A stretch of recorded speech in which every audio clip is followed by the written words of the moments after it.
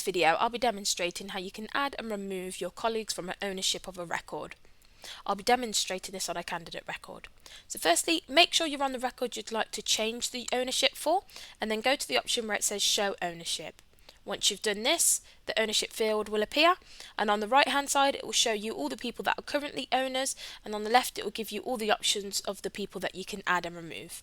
So say for example you'd like to add my colleague Mike, and then select Add. It will add him as an owner to this record, and you can do this for teams as well. So say for example you'd like to add a team, select the team, press Add, and it will add that team to the owner list. And if you'd like to remove a user or team, select the user or team you'd like to remove and then press Remove, and it will take them out of the ownership list.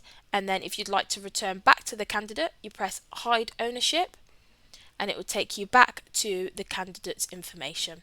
Doing this is helpful as it helps filter searches. So say for example you'd like to find all the records owned by a team, you can select that team and then search,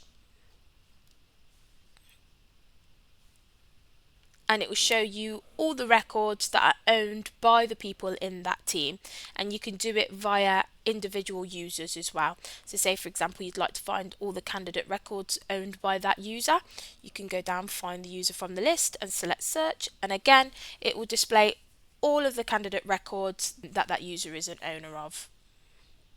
I hope this helps.